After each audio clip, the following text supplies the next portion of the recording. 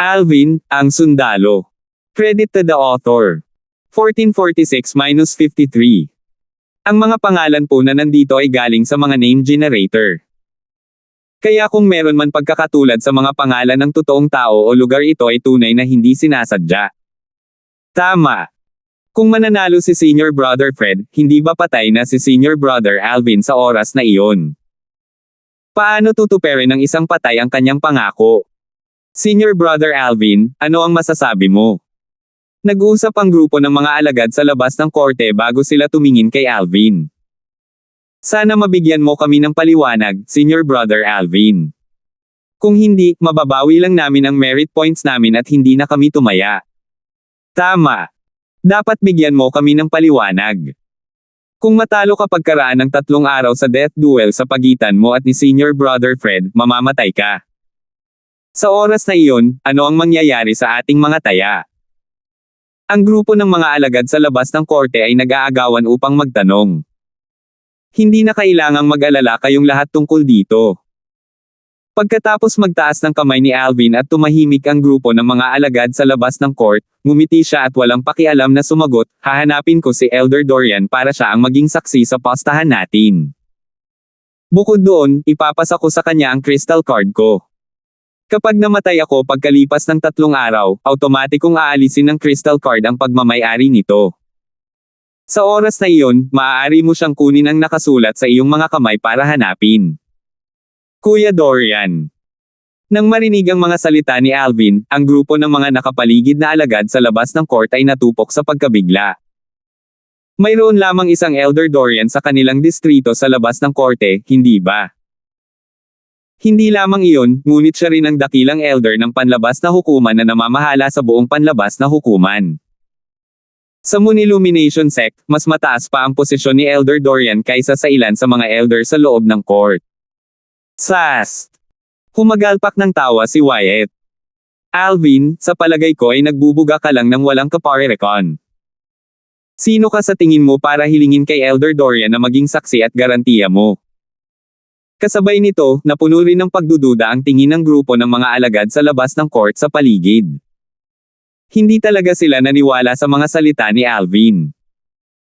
Kahit na si Elder Dorian ay ang Outer Court Grand Elder na palaging nasa Outer Court District, siya ay isang taong napakalihim sa kanyang paggalaw at kinaroroonan sa Outer Court hanggang sa punto na marami sa mga alagad sa labas ng court na pumasok sa Moon Illumination Sect sa nakalipas na 5 taon ay hindi pa man lang siya nakita noon.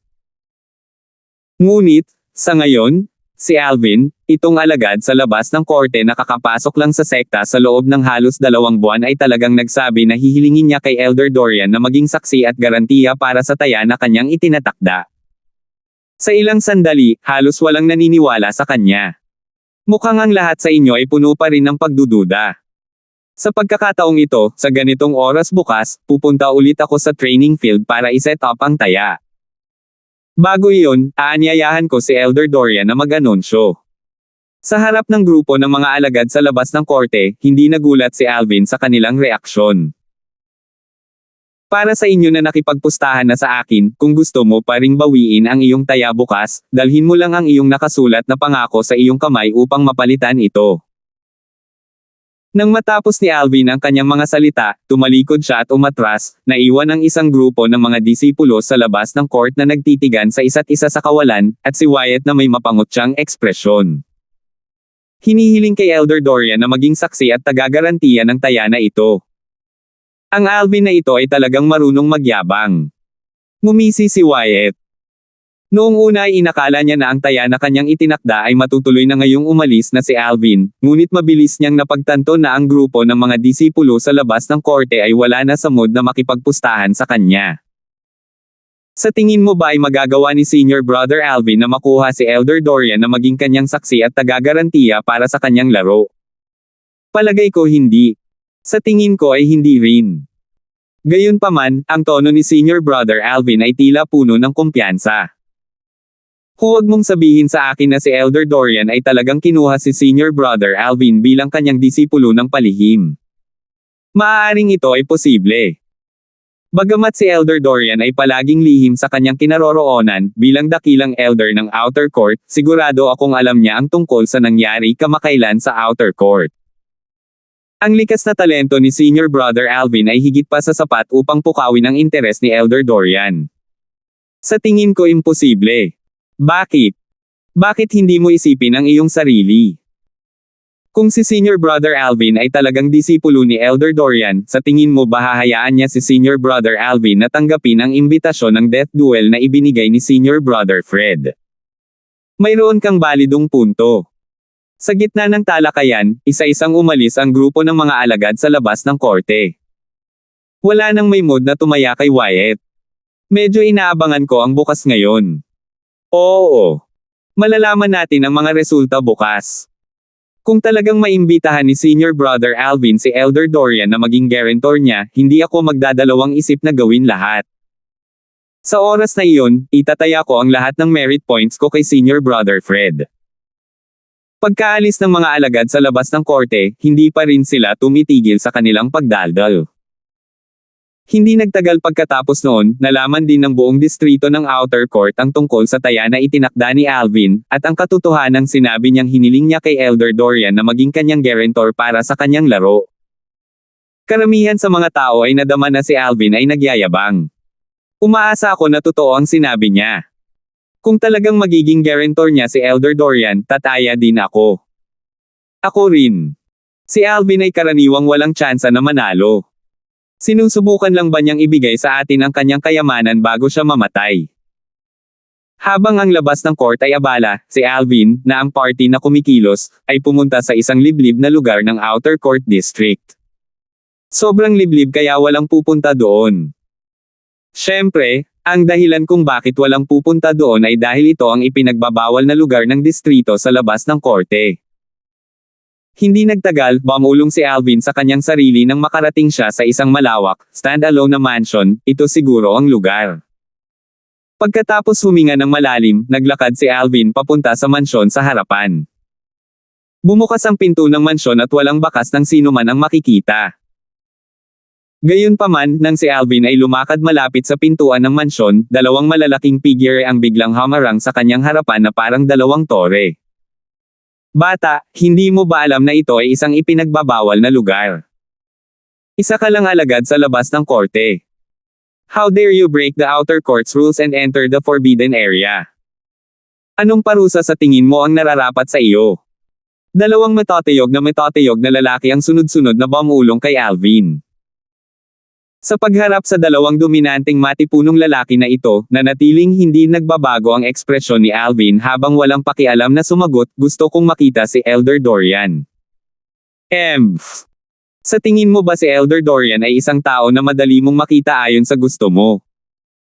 Ang dalawang matipunong lalaki ay umusad ng isang hakbang na may kahangahangang paraan na parang sinusubukan nilang pilitin si Alvin. Gayunpaman, sila ay nakatakdang mabaygo. Sa kabila ng kanilang kahangahangang paraan, si Alvin ay patuloy na nakatayo doon na walang pagbabago sa ekspresyon ng hindi gumagalaw kahit isang pulgada. Mangyaring magpasa ng mensahe sa ngalan ko na ako, si Alvin, isang alagad sa labas ng korte, ay may hihilingin kay Elder Dorian. Sa ilalim ng gulat na titig ng dalawang matipunong lalaki, ikinulong ni Alvin ang kanyang mga kamay sa harap ng kanyang dibdib at hindi nagpatuloy ng mapagpakumbaba o mayabang. Ikaw si Alvin. Nang marinig ito, natigilan muna ang dalawang lalaki bago siya sinimulang suriin mula itaas hanggang ibaba. Bukod sa gwapong mukha, hindi ko talaga makita kung ano pa ang mga pakinabang mo. Natalo mo ba talaga ang top 100 ng Outer Court although kakapasok mo lang? At pagkatapos ng isang buwan na pagpasok sa sekta, natalo mo ang isa pang tao na nasa ika-47 na pwesto sa Outer Court. Interesting. Malamang na narinig din siya ng dalawang matipunong lalaki noon. Matapos malaman na itong naka-purple na binata sa harapan ay si Alvin, medyo bumaba ang kanilang mga ugali. Umiling pa nga ang isa sa kanila at sinabing, Alvin, kung narito ka para hilingin lang kay Elder Dorian na bawiin ang imbitasyon ng death duel na iyon, natatakot akong mawala ng saysay ang iyong mga pagsisikap. Sa likas na talento ni Alvin, hanggat kaya niyang lumaki, tiyak na magiging kilalang tao siya sa Moon Illumination Sect. Kahit na makalipas ang 100 taon, hindi imposibleng siya ang maging pangunahing haligi ng Moon Illumination Sect. Maaari mong tanggihan ang mismong imbitasyon ng death duel na iyon. Ano? Nararamdaman mo ba na ang pagtanggi dito ay napakahiyang gusto mong hanapin si Elder Dorian upang mapilitan niya si Fred na bawiin ang imbitasyon sa death duel na iyon? Walang pakialam na tanong ng isa sa kanila. Binawi ang imbitasyon ng death duel. Nang marinig ni Alvin ang kanyang sinabi, siya ay natigilan. Hindi kaya ang dalawang taong ito ay wala pa ring ideya tungkol sa katotohanan na tinanggap na niya ang imbitasyon ng death duel ni Fred. Kung sa bagay, tama ang nahulaan niya. Bagamat tinanggap niya ang imbitasyon ng death duel ni Fred kaninang umaga at kumalat na ang balitang ito sa buong distrito ng Outer Court, hindi pa dumarating ang balita sa sulok na ito ng court. Sa tingin ko parang may hindi pagkakaunawaan, bulong ni Alvin, mula nang ako ay lumabas sa aking cultivation ngayon, tinanggap ko na ang imbitasyon ng death duel na ibinigay ni Fred. Makalipas ang 3 araw, magkakaroon ako ng laban ng buhay o kamatayan sa kanya sa larangan ng pagsasanay. Kung interesado kayong dalawa, maaari mo ring tingnan ito. Walang alinlangan, ang mga salita ni Alvin ay nagulat sa dalawang matipunong lalaki. Tinanggap mo na ba? Hindi kailanman sumagi sa kanilang isipan na talagang tatanggapin ni Alvin ang imbitasyon ng death duel ni Fred. Sa katunayan, bago ito, halos sigurado sila na tatanggihan niya ito dahil alam nila ang background ni Fred. Gayunpaman, ang katotohanan ay tila nagbiro sa kanila. Kayong dalawa, mangyaring magpasa ng mensahe sa ngalan ko, dagdag muli ni Alvin. Sa ngayon, hindi na naglakas loob ang dalawa na tignan siya. Hindi mahalaga kung ang pagkilos ni Alvin na tanggapin ang imbitasyon ng death duel ni Fred ay dahil sa kanyang pagtitiwala o para sa iba pang mga kadahilanan, ang matapang na panig niya ay sapat na upang makakuha ng malalim na pagsamba mula sa iba. Maghintay ka muna, sabi ng isa sa mga lalaki bago siya pumasok sa mansyon. Alvin, talagang naglakas loob kang tanggapin ang imbitasyon ng death duel ni Fred. Kilala mo ba kung sino siya? Hindi napigilan ng natitirang lalaki ang pagbangon ng tanong. Naisip pa niya na ang dahilan kung bakit tinanggap ni Alvin ang imbitasyon ng death duel ni Fred ay dahil hindi niya alam ang tungkol sa background ni Fred at natupok lamang siya ng biglaang udyok. Katulad ko, isa siyang alagad sa labas ng korte, diretsyong sagot ni Alvin. Alam mo ba na iba siya sa ibang ordinaryong mga alagad sa labas ng korte? Marahas na kumaibot ang sulok ng bibig ng matipunong lalaki. Nakikinig sa tono ni Alvin, naisip niya na maaaring hindi niya talaga alam ang tungkol sa background ni Fred. Isang alagad sa labas ng korte na ikalimang ranggo ng Outer Court, muling sagot ni Alvin. Tulad ng isang ekspresyon na nagsasabing, gaya ng naisip ko, na lumitaw sa mukha ng matipunong lalaki, muling idinagdag ni Alvin, oh yeah, parang siya ay nasa ika-79 na ranggo sa Earth Rankings o kung ano man. Alam mo na siya ay isang Earth Rankings powerhouse, pero naglakas loob ka pa ring tanggapin ang kanyang imbitasyon sa death duel. Nanlalaki ang mata ng matipunong lalaki. Nang makita kung gaano casual si Alvin, ngumiti ang lalaki ng pilit at nagtanong, alam mo ba kung ano ang kinakatawan ng Earth Rankings? Ito ay kumakatawan sa rurok ng Mortal Shedding Stage sa 9 Sect Alliances. Ang mga nakarank sa tuktok ng Earth Rankings ay maaari pang talunin ng Early Saint Rudiment Stage Martial at Dao Cultivators. Ang kanilang lakas ay maihahambing pa sa Intermediate Saint Rudiment Stage Martial at Dao Cultivators. Para sa mga nakarerango sa likod ng isang street cultivator na magdedesisyon sa draw, sagot ni Alvin na parang nagsolo ng isang textbook. Alam mo ang tungkol dito pero naglakas loob ka pa ring tanggapin ang imbitasyon ng death duel na inilabas ng isang Earth Rankings powerhouse. Ang sagot ni Alvin ay lampas sa inaasahan ng matipunong lalaki. Gayunpaman, mas lalo siyang naguluhan. Si Alvin ba ay talagang hindi natatakot sa kamatayan? Huwag mong sabihin sa akin na talagang tiwala siya na kaya niyang talunin si Fred. Isang ideya ang biglang lumitaw sa isipan ng matipunong lalaki ngunit sa lalong madaling panahon, muli niya itong pinigilan. Imposible. Ito ay imposible. Marahil si Alvin ay may kahangahangang likas na talento, ngunit siya ay pumasok lamang sa Moon Illumination Sect sa loob ng 2 buwan.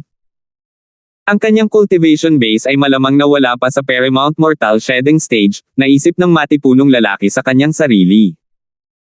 Nang makita kung paano nakatayo doon si Alvin, tahimik na naghihintay, na walang pagmamataas at impetuosity, ang puso ng matipunong lalaki ay nabigla.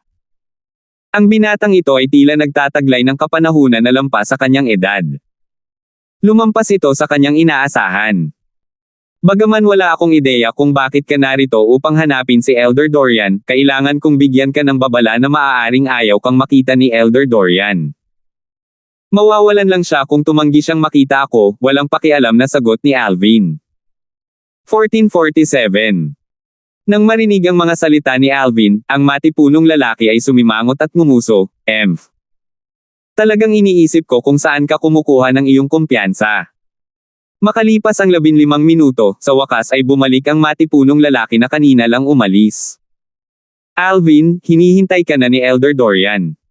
Sumunod ka sa akin. Pumayag na siya. Ang matipunong lalaki na nanatili kay Alvin ay nabigla. Hindi kailanman sumagi sa kanyang isipan na ang lalaking pinaglingkuran niya sa loob ng maraming taon ay talagang papayag na makilala ang isang hindi pa nakikilalang batang lalaki gaya ni Alvin. Marahil, nagustuhan ni Elder Dorian ang kanyang likas na talento. Ito lang ang naiisip na dahilan ng matipunong lalaki. Mula sa sandaling pumasok si Alvin sa mansyon ni Johnny Dorian, ang Grand Elder ng Outer Court hanggang sa umalis siya, ang buong proseso ay tumagal lamang ng 15 minuto. Tungkol sa kung ano ang nangyari sa loob ng mansyon ni Johnny sa loob ng 15 minutong ito, walang ibang nakakaalam maliban kay Alvin at Johnny. Matapos lisanin ang mansyon ni Johnny, bumalik si Alvin sa kanyang patio at pumasok sa kanyang silid bago pumasok sa ikalawang antas ng Seven Treasures Exquisite Pagoda upang magtanim. Ang 3 araw sa loob ng pagoda ay katumbas ng 1 araw sa labas. Ang tagal ng 3 araw ay sapat na upang payagan siyang linangin ang mga diskarte ng Saint Grade Martial Tactic. Sa katunayan, noong nakaraang buwan, nanatili siya sa ikalawang antas ng Seven Treasures Exquisite Pagoda sa loob ng 3 buwan. Nang matapos ang ikalawang buwan, nakagawa na siya ng tagumpay sa Perfection Mortal Shedding Stage. Tulad ng para sa huling natitirang buwan, ginamit niya ito upang linangin ang mga diskarte ng Saint Grade Martial Tactic. Sa kanila, nagawa niya ang pinakamabilis na pag-unlad sa diskarte sa pagtatanggol, Silver Shirt. Sa ngayon, ang kanyang Silver Shirt ay nilinang na malapit sa Impeccable Stage. Ang Impeccable Stage ay ang ikalimang yugto sa Saint Grade Martial Tactic at ito rin ang pinakamataas na yugto. Ang Silver Shirt mismo ay isang diskarte sa pagtatanggol na naglalaan ng pansin sa pagsasanib ng tunay na enerhiya sa katawan ng isang tao. Kung ang katawan ay mas malakas, ang pagsasanib ay magiging mas simple. Matapos dumaan sa 2 pagbabago, ang katawan ni Alvin ay umabot na ngayon sa isang mabigat na yugto. Gaya ng sinabi ni Elder Hal, pabayaan ang isang 5-clawed Divine Dragon, kahit isang 6-clawed Divine Dragon na may parehong antas ay hindi maihahambing sa kasalukuyang Alvin sa mga tuntunin lamang ng tenacity ng katawan lamang. Ang tibay ng katawan ni Alvin ay kapantay ng isang 7-clawed Divine Dragon ngayon. Siyempre, walang 6-clawed Divine Dragon sa Dao Martial Saintland, lalo pa ang isang 7-clawed Divine Dragon. Sa Dragon Clan ng Dao Martial Saintland, ang 5-clawed Divine Dragon ay miyembro ng Dragon Clan na may pinakamataas na bloodline. Ang 6-clawed Divine Dragon ay wala doon. Sa pinakakaunti, mula sa natutunan ni Alvin mula kay Nympha, wala talagang 6-clawed Divine Dragon sa Dao Martial Saintland. Habang ang buong katawan ni Alvin ay kumikinang sa isang kulay pilak na liwanag, mamulong siya sa sarili, patuloy akong nakaramdam na makakakuha ako ng ilang espesyal na pagkakataon sa 3 araw na ito at linangin ang aking Silver Shirt sa Impeccable Stage sa isang iglap. Habang si Alvin ay nasa kanyang closed-door cultivation, isa pang nakagugulat na balita ang nagulat sa panlabas na court ng Moon Illumination Sect na parang isang bato na itinapon sa isang tahimik na lawa. Naglabas ng pahayag si Elder Dorian na nagsasabing kung mamatay si Alvin sa kamay ni Fred sa loob ng 3 araw, babayaran niya ang merit point sa crystal card ni Alvin sa mga nanalo sa taya laban kay Alvin. Bilang karagdagan sa pagkabigla sa grupo ng mga alagad sa labas ng korte, ang balitang ito ay nagulat din sa bawat deacon at elder sa labas ng korte. Simula kailan nag-aalala si Elder Dorian tungkol sa mga maliliit na bagay. Hindi ka panipaniwala. Talagang nag-anunsyo ng pahayag si Elder Dorian at handang asikasuhin ang post-duel arrangement ni Alvin pagkatapos niyang patayin ni Fred. Talagang pinahintulutan ni Alvin si Elder Dorian na gawin ang isang maliit na bagay para sa kanya. Huwag mong sabihin sa akin na siya ay talagang isang disipulo na kinuha ni Elder Dorian ng palihim. Imposible. Kung disipulo siya ni Elder Dorian, hinding-hindi siya papayagan ni Elder Dorian na tanggapin ang imbitasyon ng death duel ni Fred para protektahan siya. Ano man ang mangyari, gumamit si Alvin ng mga katotohanan upang tumugon sa mga pagdududa mula sa grupo ng mga alagad sa labas ng korte at kay Wyatt, ang deacon sa labas ng hukuman. Paano ito posible? Nang malaman ni Wyatt ang balitang ito, lubos siyang natarante sa pagkamangha. Hindi kailanman sumagi sa kanyang isipan na si Alvin ay talagang maimbitahan si Elder Dorian na maging kanyang saksi at tagagarantiya para sa kanyang taya. Gayunpaman, hindi nagtagal, sumili ang pagngisi sa kanyang mukha. Kaya paano kahit na mayroon kang Elder Dorian upang maging saksi at tagapanagot? Sa huli, mamamatay ka pa rin sa kamay ni Fred. Sa loob ng isang maliit na stand-alone na courtyard sa panlabas na court. Nakaupo sa harap ng stone table, inikot ni Mosley ang wine glass sa kanyang kamay at bumulong sa sarili, Alvin, sana hindi ka mamatay sa kamay ni Fred sa loob ng 3 araw. Akin ang buhay mo, Mosley. Sa kanyang mga mata, isang malamig na kinang ang kumikislap na parang bulalakaw na agad na naglaho nang lumitaw ito sa kalangitan sa gabi. Sa ikalawang araw, ang larangan ng pagsasanay ng distrito sa labas ng korte ay lubhang masigla. Ang bawat isa sa mga alagad sa labas ng court ay pumila para tumaya kay Alvin. Pupuste sila sa Fred sa death duel na magaganap pagkalipas ng 2 araw kasama ang kanilang merit points. Sa oras na iyon, kung nanalo si Fred, makakakuha sila ng payout na 1 hanggang 30. Sa loob lamang ng ilang araw, makakakuha sila ng 31 merit points sa pamamagitan lamang ng pag-invest ng 30 merit points. Sa kanilang opinyon, si Alvin ay karaniwang ibinibigay lamang sa kanila ang kanyang merit points, na nagpapasama sa kanila kung hindi nila ito kukunin sa kanya. Siyempre, hindi naman nila naisip ang kahihinatnan kung siya ang nanalo. Gayunpaman, nadama nila na ito ay imposible. Kung ordinaryong tunggalian lang ito, maaaring makipagtulungan si Fred kay Alvin at magkunwaring pagkatalo para maibahagi sa kanya ang merit points. Gayunpaman, ang tunggalian na magaganap makalipas ang 2 araw ay isang duel ng kamatayan. Hindi matatapos ang duel ng kamatayan maliban kung may mamatay. Kapag naging wasto ang death duel, walang sino man ang pinayagang makialam. Kung hindi, hahatulan siya ng kamatayan. Nalalapat ito sa kahit na ang mga matatanda sa loob ng korte at maging ang vice-sect leader. Ang isang tuntunin ay isang tuntunin.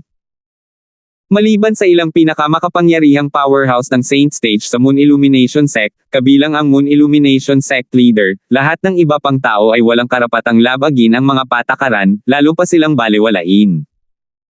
Sa loob lamang ng 1 araw, ang balanse ng merit points sa crystal card sa kamay ni Alvin ay tumaas sa isang nakakagulat na halaga na higit sa 1.6 milyon. Siyempre, 100,000 sa mga ito ang orihinal na pag-aari niya. Sa madaling salita, sa loob lamang ng 1 araw, nakatanggap na siya ng kabuoang mahigit 1.5 milyong merit points sa pamamagitan ng mga taya. Kung nanalo siya sa duel ng kamatayan sa loob ng 2 araw, lahat ng mga taya na ito ay pag-aari niya. Nakikita ko na ngayon sa larangan ng pagsasanay, ang mga deacon at elder sa labas ng korte ay natukso na sumali sa larong pagtaya na itinakda ko. Oo, itutuloy ko na lang bukas. Pagkatapos bumalik sa kanyang stand-alone courtyard, naisip ni Alvin sa kanyang sarili, marahil bawat isa sa kanila ay nararamdaman na ang taong mamamatay makalipas ang 2 araw ay ako. Sa sandaling naisip niya ang tungkol dito, tiningnan niya ang crystal card sa kanyang kamay habang ang isang napakatalino ng ngiti ay sumilay sa kanyang mukha. Gayunpaman, salamat din dito. Kung hindi, paano pa ako makakakuha ng napakaraming merit points? Ngunit ang mga alagad sa labas ng court ay medyo mayaman. Sa loob lang ng 1 araw, nakakuha na ako ng higit sa 1.5 milyong merit points. Si Alvin ay patuloy na nagpakita sa larangan ng pagsasanay sa 2 araw at nagpatuloy ang taya. Noong araw na iyon, ang mga alagad sa labas ng korte na dumating para tumaya ay mas kaunti kaysa noong araw. Kahapon, halos lahat ng mga alagad sa labas ng court na wala sa closed-door cultivation at ang iilan na nakakita na ito ay delikado at hindi basta-basta sumunod na parang tupa ay nakapusta na. Senior Brother Alvin, nakapusta na ako gamit ang merit points ko. Magagamit ko rin ba ang Saint Stones ko? Isa sa mga alagad sa labas ng korte na naramdamang hindi pa ito sapat ay nagtanong kay Alvin. I'm sorry. Merit point lang ang tinatanggap ko dito. Ngumiti ng paumanhin si Alvin bago tumingin sa figure sa hindi kalayuan. Ngunit maaari kang pumunta upang hanapin si Deacon Deng. Mukhang tinatanggap niya ang Saint Stones bilang isang taya. Ang posibilidad ng pagtaya kay Deacon Deng ay napakababa. Umiling ang alagad sa labas ng korte at umalis. Oh! Biglang napansin ni Alvin na si Wyatt na nakatayo sa di kalayuan ay biglang naglakad papunta sa kanya. Umabot siya hanggang sa makarating siya sa harapan niya. Oo. Nagdududa ka pa ba sa akin ngayon, Deacon Deng? Tanong ni Alvin. Nandito ako para tumaya. Ngumuso si Wyatt. Isang taya. Natigilan si Alvin. Dahil napakabigay mo sa pagbibigay ng iyong kayamanan sa lahat, hindi na ako magiging mahinhin. Narito ang 120,000 merit points sa Fred na nanalo sa death duel bukas. Mabilis na inilabas ni Wyatt ang kanyang crystal card at nagpahayag. 120,000 merit points. Bahagyang natigilan si Alvin. Hindi niya inaasahan na magiging ganito kay Oman si Wyatt. Gayunpaman, hindi nagtagal, huminahon siyang muli matapos itong pag-isipan. Ano man ang mangyari, si Wyatt ay isa pa ring outer court deacon ng Moon Illumination Sect tulad ng kanyang guro, si Clark. Bagamat hindi siya kasing kahanga-hanga ng kanyang guro, isa pa rin siyang deacon sa labas ng korte kahit anong mangyari. Normal lang para sa kanya na magkaroon ng 120,000 merit points sa kamay. Deacon Deng, sa palagay ko ay mas mabuti para sa iyo na gumawa ng mas maliit na taya. Sigurado ako na ang 120,000 merit points na ito ay hindi masyadong maliit na halaga para sa iyo, payo ni Alvin na may tila magandang intensyon na pinaikit ang kanyang mga mata. Sa napakaraming merit points, imposibleng sabihin na hindi niya ito tinitingnan. Kung tungkol sa kanyang payo na may tila marangal na intensyon, sa totoo lang, iyon ay dahil lamang sa mayroon siyang malinaw na pananaw sa isipan ni Wyatt. Alam niyang habang pinayuhan siya nito, mas tatanggihan ni Wyatt na makinig sa kanya. Sa nangyari, tama si Alvin. Ano? Natatakot ka na ba ngayon? Ilabas mo ang crystal card mo. Pupuste ako ng 150,000 merit points. Nang marinig ang pagpapayo ni Alvin sa kanya, inisip ni Wyatt na si Alvin ay nakonsensya lamang at kaagad, nagdagdag siya ng isa pang 30,000 merit points. Ang 150,000 merit points lang ang mayroon siya. Ngayong naibigay na niya ang lahat ng kanyang 150,000 merit points, naiwan na lamang siya na may ilang libong merit points sa kamay. Gayunpaman, hindi siya nag-aalala tungkol dito. Naniniwala siya na pagkatapos bukas, ang 150,000 merit points ay ibabalik sa kanyang crystal card na may parehong kapital at interes. Sa pagtaya na 30 laban sa isa, 150,000 merit points ang makakakuha sa kanya ng buong 5,000 merit points. Sa sandaling naisip niya kung paano siya nakakuha ng 5,000 merit points sa loob lamang ng isang araw, naging magaan ang ulo ni Wyatt. Ang mabilis na kita ay mas mabilis kaysa sa kung paano ko karaniwang nakukuha ang aking merit points. Nang makita kung paano nailipat ang kanyang merit points sa crystal card ni Alvin, si Wyatt, na kumuha ng nakasulat na pangako, ay sinulyapan siya ng malamig na tingin.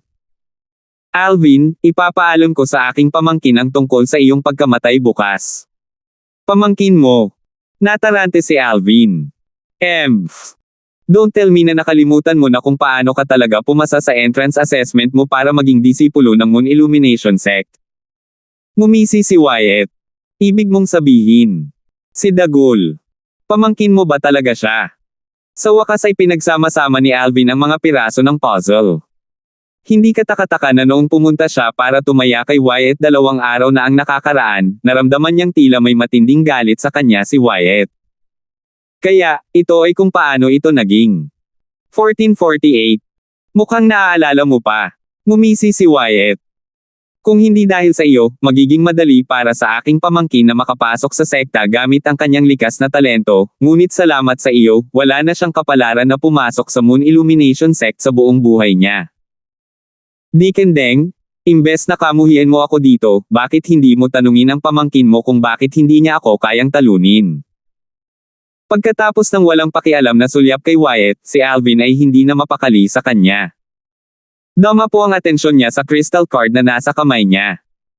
Ang merit point sa kanyang crystal card ngayon ay malapit sa 2.1 million merit points ngayon. Mula sa merit points, 100,000 ang pag-aari niya habang ang iba ay ang mga taya na kanyang natanggap. Sa kapital na nasa kamay ko, maaari pa rin akong tumaya ng 1,000,000, ungol ni Alvin. Kasabay nito, tumingin siya sa grupo ng mga deacon at elder sa labas ng korte na nakapalibot sa kanya bago naisip sa kanyang sarili, talagang mapapanatiling cool sila. Nang mawala sa kanyang isipan ang iniisip ni Alvin, isang deacon sa labas ng korte ang lumapit. Dahil dumating din si Wyatt para sumali sa saya, hindi ko rin palalampasin ito. Sa pagkakataong ito, tataya ako ng 100,000 merit points. Okay. Si Alvin ay tuloy-tuloy na kinuha ang 100,000 merit points na ipinasa sa kanya ng Outer Court Deacon at kasabay nito, ipinasa niya ang nakasulat na pledge sa Deacon bago sinabing, isa pang 900,000 merit points at ang taya na itinakda ko ay hindi natataya sa anumang taya. Sa sandaling ang mga salita ni Alvin ay lumabas sa kanyang bibig, ang grupo ng mga deacon sa labas ng korte ay hindi na napigilan pa habang sila ay lumalapit. Maglalagay ako ng 50,000 merit points. Ako ay tumataya ng 60,000 merit points. Maglalagay ako ng 80,000 merit points. Hindi man sila kasing baliw ni Wyatt, iniharap pa rin nila sa kanya ang kalahati ng kanilang kayamanan. Sa ilang sandali, ang taya na nasa kamay ni Alvin ay naipon na para maging higit sa 2.6 milyong merit points. Sa puntong ito, lumakad ang ilang matatanda sa labas ng korte. Si Chandler, ang person in charge ng nakaraang entrance assessment na gustong kunin si Alvin bilang direktang disipulo ngunit tinanggihan, ay isa rin sa kanila. Nang ang ihilang matatandang ito ay lumalapit sa kanya, napansin ni Alvin ang isang espiritual na enerhiya na dumampi sa kanya ng walang pagpipigil bago binalot ang kanyang buong pangangatawan na tila may sinisiyasat ito. Ang may-ari ng spiritual energy na ito ay isang matambok na elder sa labas ng court na todo ngiti at mukhang hindi nakakapinsala. Gayunpaman, alam ni Alvin na hindi siya kasing simple ng hitsura niya. Siya ay dapat na isang tunay na ngiting tigre. Ang isang masamang tao na may mapagkunwari ng ngiti ay isang angkop na paglalarawan. Alvin, mukhang nakagawa ka na talaga ng tagumpay sa Perfection Mortal Shedding Stage pagkatapos ng entrance assessment gaya ng sinasabi ng mga chismis. Sa cultivation base bilang isang Perfection Mortal Shedding Stage cultivator, talagang pinahihintulutan kang maging mapagmataas na kayang talunin sina William at Fabian ng sunod-sunod. Hindi nagtagal, ang nakangiting tigre ay tumayo sa harap ni Alvin at walang pakialam na nagsalita. Salamat sa papuri, Elder, walang pakialam na sagot ni Alvin. Hindi niya gusto ang matandang ito sa labas ng korte na naging walang galang sa pamamagitan ng pagsisiyasat sa kanyang cultivation base. Yugto ng pagbagsak ng mortal na kasakdalen. Gaya ng kasabihan, ang isang casual na pangungusap ay maaaring magbunyag ng marami sa isang matulungin na tagapakinig.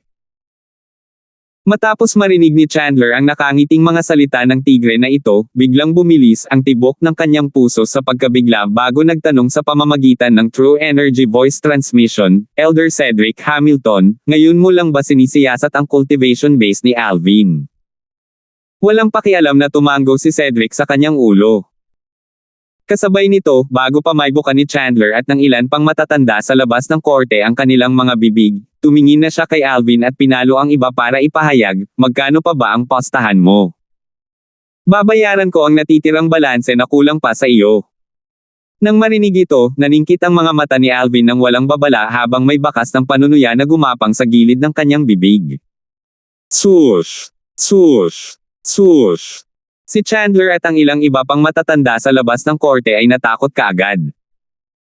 Ang ilan sa iba pang mga elder sa labas ng court ay sumigaw ng may pagkabalisa, Elder Hamilton, hindi mo kayang kunin ang lahat ng kabutihan para sa iyong sarili.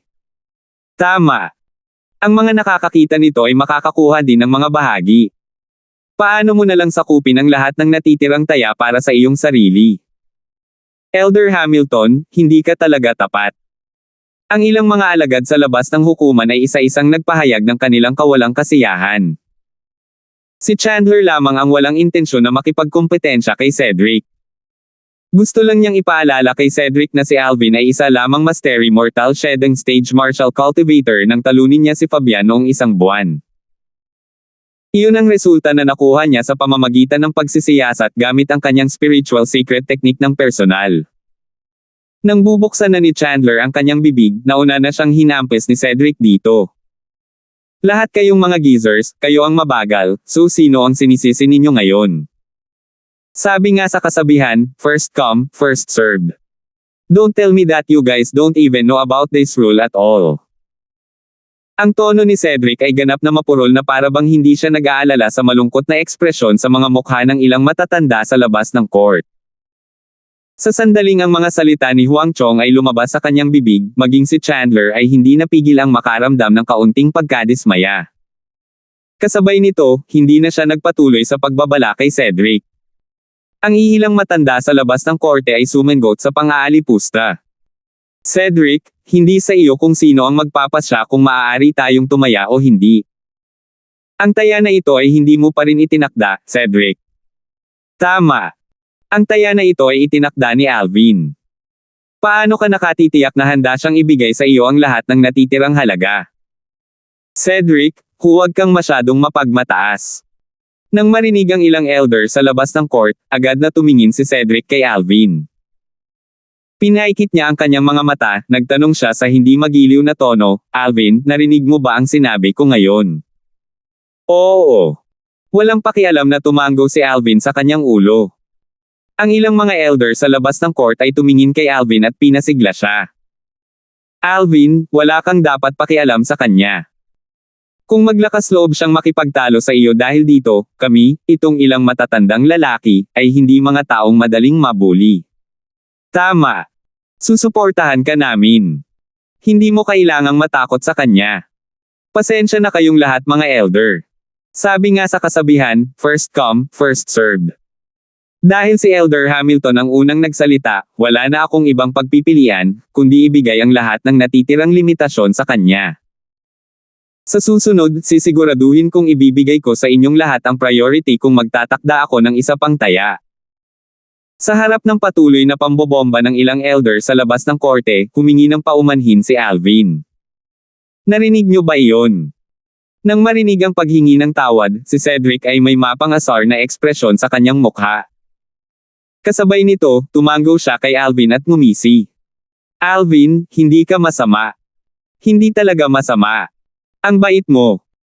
Kung hindi dahil sa katotohanan na magkakaroon ka ng death duel kasama ang Fred bukas, gusto talaga kitang kunin bilang aking disipulo. Salamat sa labis na pag-iisip sa akin, Elder Cedric Hamilton. Si Alvin ay kuminang din habang nakatingin kay Cedric. Tungkol naman sa iilan pang matatanda, tuluyan na niyang hindi pinansin. Gayunpaman, hindi maiwasan ang gilid ng kanyang mata na lampasan si Chandler. Mula sa simula hanggang sa huli, hindi man lang umimik si Elder Chandler at tila wala siyang intensyon na tumaya. Sa kasong ito, ano ang ginagawa niya rito para sumama sa kasiyahan? Ang puso ni Alvin ay puno ng panunuya. Kung ngayon lang din ibinuka ni Elder Chandler ang kanyang bibig, tiyak na ibinahagi rin niya ang kanyang natitirang limitasyon sa kanya. Isang buwan na ang nakalipas, sinisiyasat ni Chandler ang kanyang cultivation base ng walang pagpipigil sa lihim, na ikinagalit niya. Matapos tanggihan ni Alvin ang ilang elder na iyon sa labas ng korte, ang kanilang mga mukha ay naging malungkot kaagad.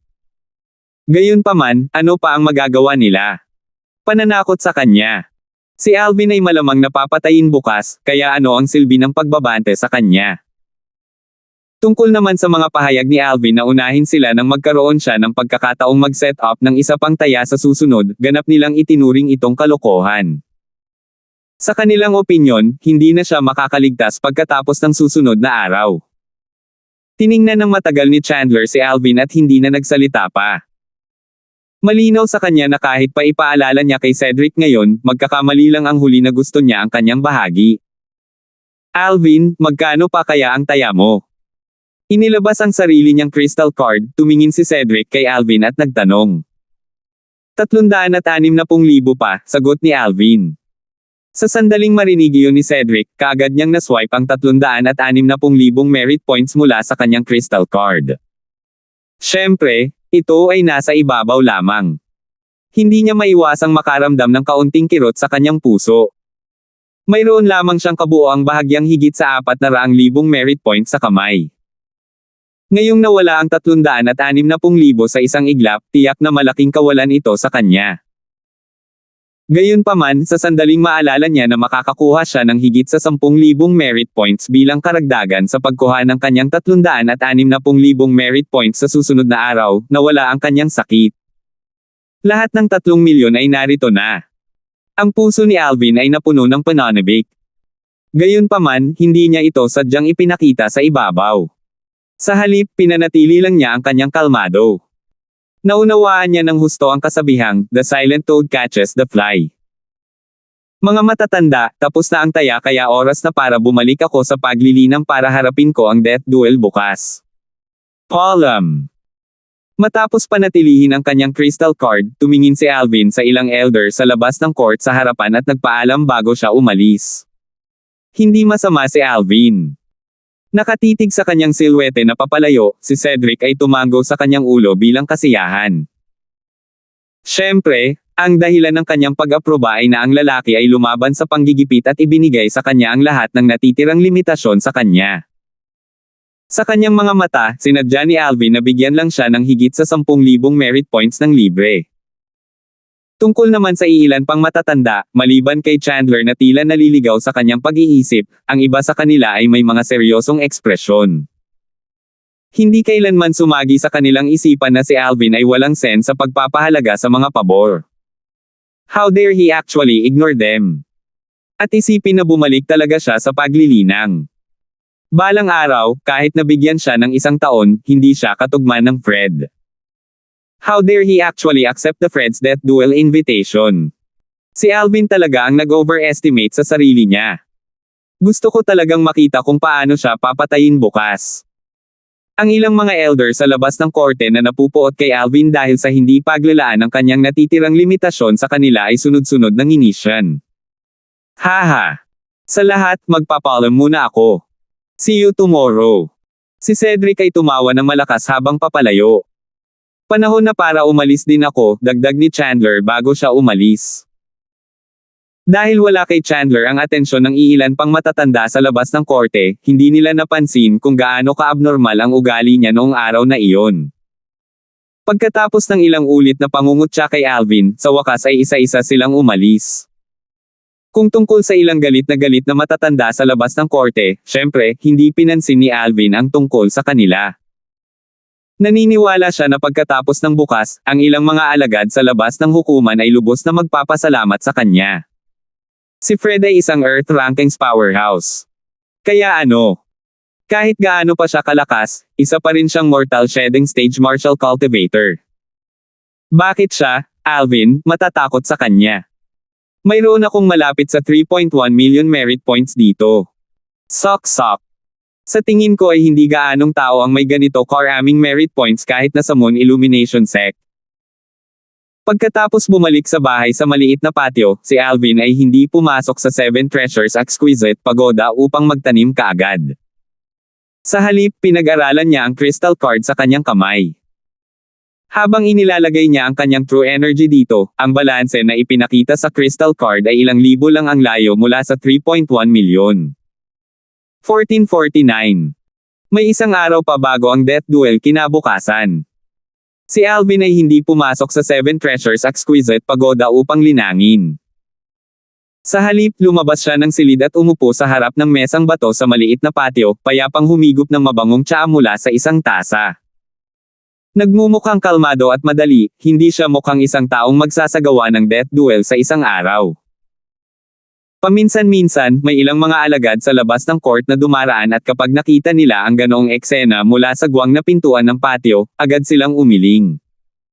Mukhang sumuko na si Senior Brother Alvin. Nakakaawa. Si Senior Brother Alvin ay may likas na talento, ngunit siya ay babagsak bukas. Ang galing ng short selling. Maraming mga alagad sa labas ng korte ang naawa kay Alvin. Maraming iba pang mga alagad sa labas ng korte ang nasiyahan din nang makita kung paano si Alvin ay tila nawawala na ng pag-asa ngayon. Mukhang babawi ako ng kapital at interes na napusto ko sa lugar ni Senior Brother Alvin kahapon bukas. Mukhang wala talagang suspense sa death duel bukas. Kahit anong klaseng ekspresyon ang mayroon si Alvin bago ang death duel, hindi inakala ng ilan sa mga alagad sa labas ng court na magkakaroon siya ng pagkakataong mabuhay. Sa kanilang mga mata, si Alvin ay isa ng patay.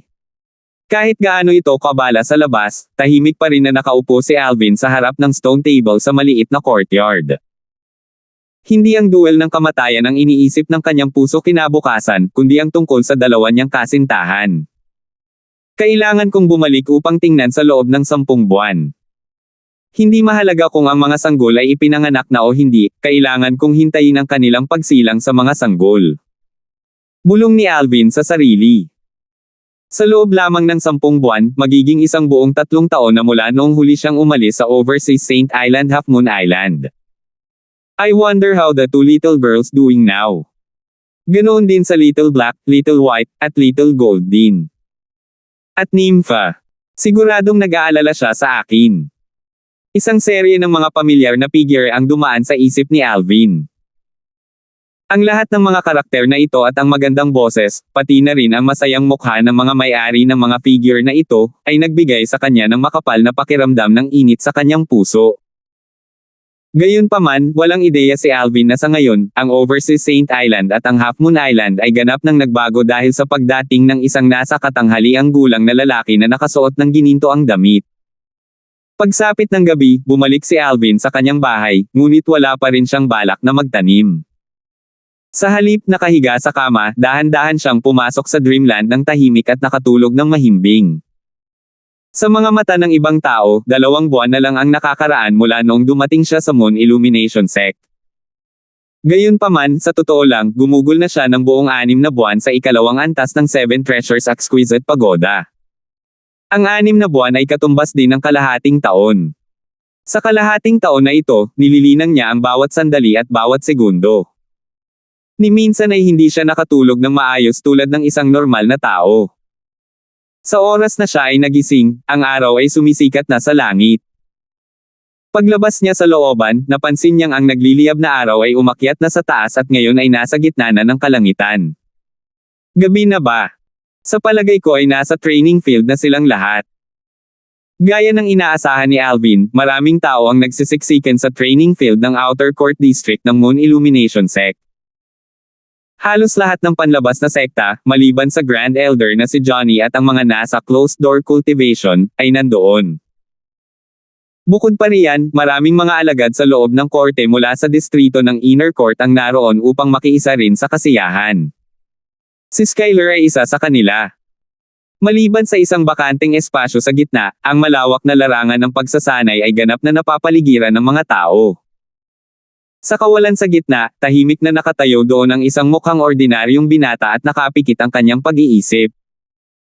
Hindi gumagalaw kahit 1 pulgada na parang bundok, para siyang estatwa. Ang taong ito ay si Fred, ang Outer Court disciple na nakariranggo sa ika-5 sa Outer Court ng Moon Illumination Sect. Kasabay nito, siya ay isang kilalang powerhouse na nasa tuktok din ng Void on the Earth rankings. Bakit wala pa si Senior Brother Alvin? Huwag mong sabihin sa akin na siya ay tumakas sa isang kritikal na sandali. Hindi kaya, di ba? Si Senior Brother Alvin ay tila hindi isang taong sisira sa kanyang pangako. Bukod pa riyan, binibigyang pansin ni Elder Dorian ang bagay na ito. Kahit na gusto niyang tumakas, magagawa ba niya mag-bolt ng ganoon lang? May punto ka. Ang maingay na larangan ng pagsasanay ay muling nagpatuloy sa katahimikan. Alvin, gusto kong makita kung paano ka mamamatay ngayon. Pagkatapos mong mamatay, ibabalik ko ang balita sa aking angkan at kapag nalaman ni Little Dagol na pinatay ka, tiyak na matutuwa siya. Nakatayo sa gilid ng training field, paulit-ulit na tumikim si Wyatt na para bang nakita na niya ang eksena kung paano lilipulin ni Fred si Alvin. Alvin, sana mabuhay ka. Akin ang buhay mo, mostly. Kung mamatay ka, papatayin ko rin si Fred at patunayan sa lahat na ako, mostly, ay mas malakas kaysa sa iyo. Mas malakas ako kaysa sa taong makakapatay sa iyo. Nakatayo sa sulok ng karamihan, ang mga mata ni Mosley ay kumikinang sa yelo. Kahit na wala pa si Alvin, ang obsessiveness sa kanyang puso ay tumaas na. Ang dahilan kung bakit siya nahulog sa Devil Daw noong huling pagkakataon ay dahil kay Alvin. Gusto niyang lampasan si Alvin.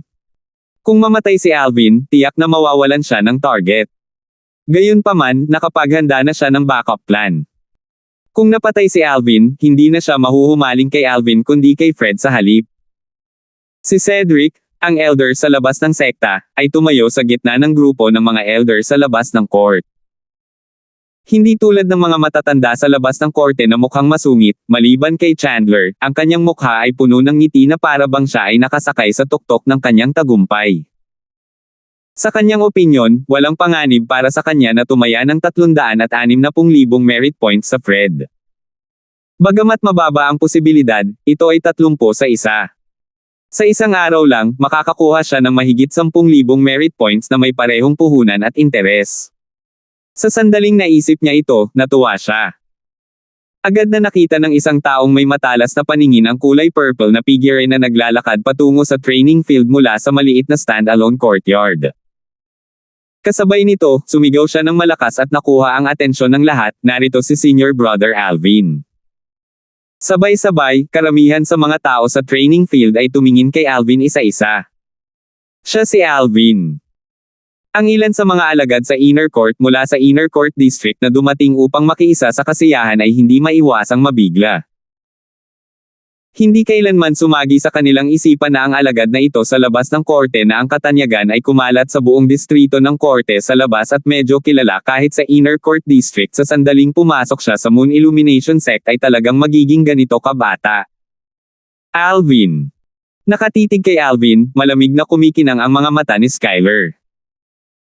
Hindi niya akalain na ang taong tinuturing niyang langgam, sa puntong tinatimad na siyang pumatay, ay magkakaroon talaga ng ganoong kabawol na likas na talento at lumaki sa ganoong yugto.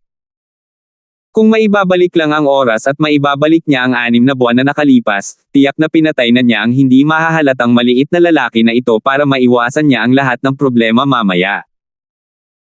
Gayunpaman, sa sandaling mapaalalahanan siya tungkol sa katotohanan na ang gayong tao ay titigil sa pag-iral pagkatapos ng araw na ito, ang puso ni Skyler ay napuno kaagad ng kagalakan. Skyler. Sa kabila ng maraming tao sa larangan ng pagsasanay, napansin pa rin ni Alvin si Skyler sa unang tingin. Nabaluktot agad ang puso niya sa panghahamak. Tingnan mong mabuti at maghanda para tanggapin ang Reg Along ibinibigay ko sa iyong barkada. 6 na buwan na ang nakalipas, malinaw pa rin sa kanyang isipan ang eksena kung paano nagpunta si Skyler sa estate ng City Governor ng Mount Hill City. Ang taong iyon na minamaliit siya noon at itinuring siyang langgam ay hindi na ganoon kalayo sa kanya. Sa loob lamang ng 1 taon, naniwala siyang malalampasan niya ito ng lubusan. Ang isa pang taon ay katumbas din ng 3 taon sa ikalawang antas ng 7 Treasures Exquisite Pagoda. How dare you? F*CQ. Nang mapansin ang mapang-akit na tingin ni Alvin, ang mukha ni Skyler ay naging seryoso at naging disgust na parang nakakain lang siya ng langaw. Gaano man kalaki ang likas na talento ni Alvin, tila isang langgam pa rin siya sa mga mata ni Skyler tulad ng 6 na buwan na nakalipas. At ngayon, ang gayong langgam ay talagang naglakas loob na tingnan siya sa mga mata ng may ganoong titig. Sabay-sabay, kumulo sa galit ang dugo ni Skyler. Matapos huminga ng malalim, tumingin si Skyler kay Fred na nakatayo sa bakanteng espasyo sa training field. Dahil sa galit, sinabi niya sa kanya gamit ang kanyang True Energy Voice Transmission, Junior Brother Fred, sana ay pahirapan mo siya bago mo siya patayin. Pahirapan mo siya hanggat kaya mo. Nang marinig ang boses ni Skyler, tumango si Fred at sabay na idinilat ang kanyang mga mata. Sa sandaling ito, naglakad si Alvin sa landas na automatikong binuksan ng grupo ng mga disipulo sa labas ng court para sa kanya at pumunta sa gitna ng training field. Pag-abot sa harap ni Fred, tumayo siya sa isang stalemate na posisyon. Alvin. Tinaas ni Fred ang kanyang kilay at walang pakialam na nagtanong. Ang kanyang tono ay mapagpakumbaba na para bang siya ay isang nangungunang tao na tinatanaw ang isang mababang tao habang sinasabi niya sa isang nagtatanong na tono. Fred. Hindi sinagot ni Alvin si Fred at tinanong ito ng panunuya. Akala ko hindi ka na maglalakas loob na sumama, magpapakita ng gabing ito. Napangiwi si Fred nang hindi napansin. Puno ng pangungutya ang kanyang tono.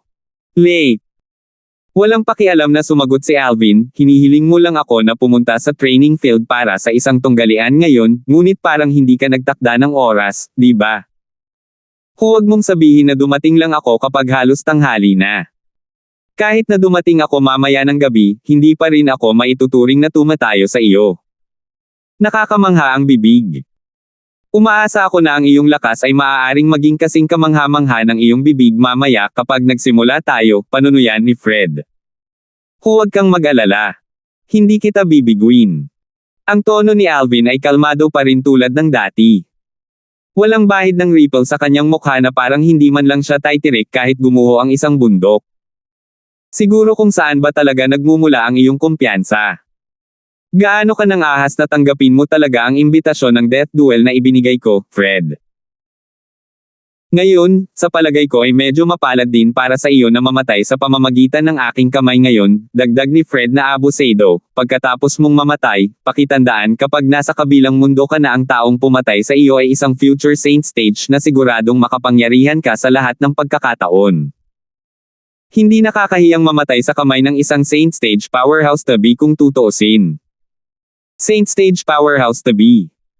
Bueno, kailangan nating tingnan kung mayroon kang tadhanang makalusot sa saint stage o wala.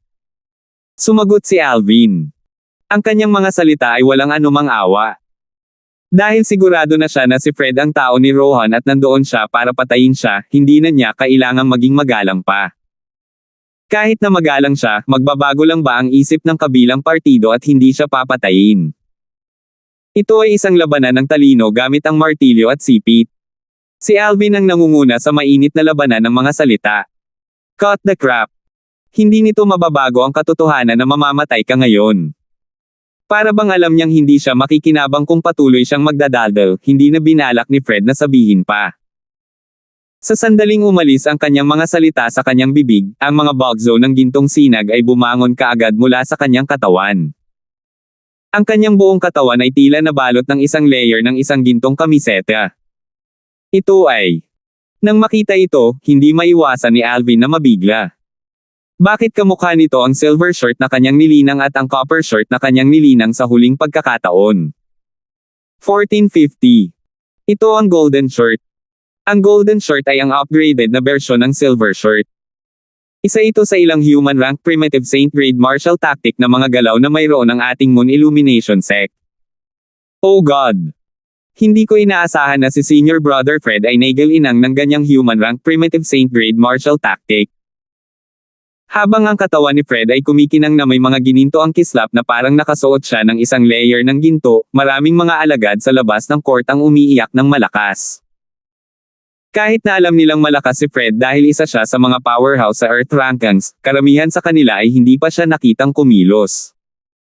Kahit na ang mga nakakita sa kanya sa pagkilos ay hindi kailanman nakakita sa kanya na gumamit ng golden shirt. Golden shirt? Yan ba ang upgraded version ng silver shirt? I see, naintindihan ni Alvin matapos marinig ang mga bulungan sa paligid niya ngunit nabigla pa rin siya. Ang golden shirt ay isang hakbang sa human rank primitive saint grade martial tactic. Nangangailangan daw ng 300,000 merit points para humiram ng human rank primitive saint grade martial tactic ng Moon Illumination sect ng isang beses. Ang golden shirt na nilinang ni Fred ay nasa ikalawang yugto man lang.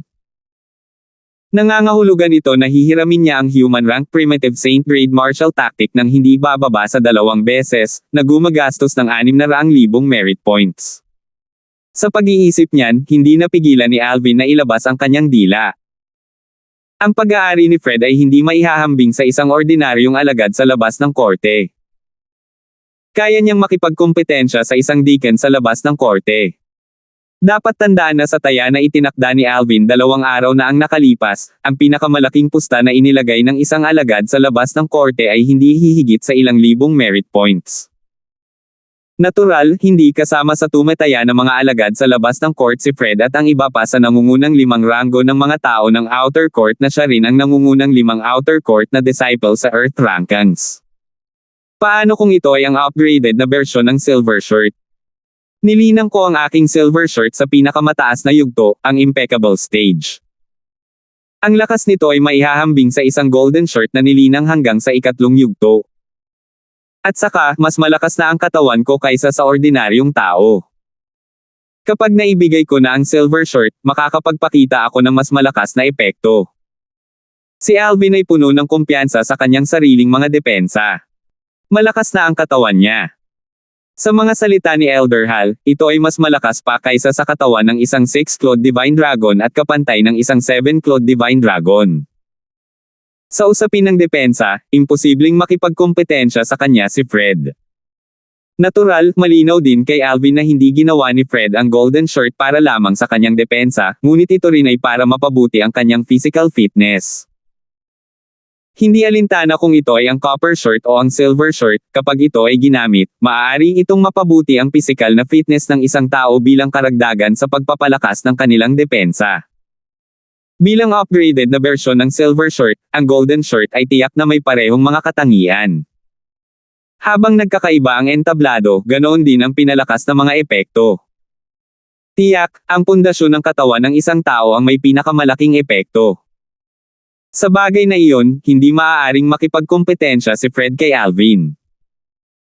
Kahit na nilinang ni Fred ang golden shirt sa pinakamataas na yugto, na siyang impeccable stage, tanging ang depensang nabuo ng true energy ang maaaring makahadlang kay Alvin kapag ginamit niya ang golden shirt. Kung tungkol sa pinahusay na pisikal na fitness, hindi ito nagkakahalaga ng pagbanggit kay Alvin. Hindi ito magkakaroon ng pagkakaiba sa kanya. Ang lahat ng iyon ay dahil ang katawan ni Fred ay katawan lamang ng isang mortal samantalang ang katawan ni Alvin ay napakalakas na sa buong Marshall Dow Saint Land, kasama ng mga taong ang cultivation base ay kapareho ng sa kanya kahit ang mga Saint Beast o Wild Beast na ipinanganak na may mas malakas na katawan ay hindi maihahambing sa kanya, lalo na sa isang tao. Ang pagpapakita ng pisikal na fitness ng isang tao sa harap ni Alvin ay parang pagpapakita ng maliit na kasanayan ng isang tao sa harap ng isang eksperto. Alvin, dapat kong sabihin na napakaswerte mo. Dapat mong malaman na hindi pa ako nakalaban ng isa pang alagad sa labas ng korte simula nang lumaban ako sa Earth rankings. Pagkatapos ng labanan ngayon, dapat kang maging proud kahit na mamatay ka. Habang itinaas ni Fred ang kanyang kamay, lumitaw ang isang espada. Isa itong makapal at malapad na espada.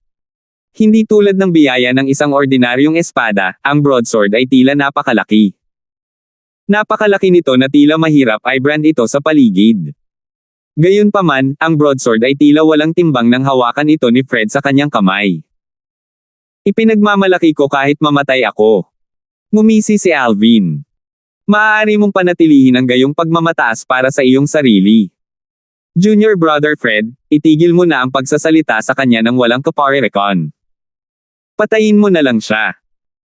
Ang True Energy Voice Transmission ni Skyler ay umalangaw-ngaw sa mga tainga ni Fred na naging dahilan upang maging seryoso siya habang ang kanyang tingin ay nakadirekta kay Alvin na parang kidlat. So, sa susunod na sandali, lumipat siya. Sa paningin ng kaliwang mata ni Alvin, nag-iisang hinawakan ni Skyler ang makapal na broadsword na mas mahaba kaysa sa kanyang taas at lumapit sa kanya na parang bugzo ng hangin sa isang kisap mata.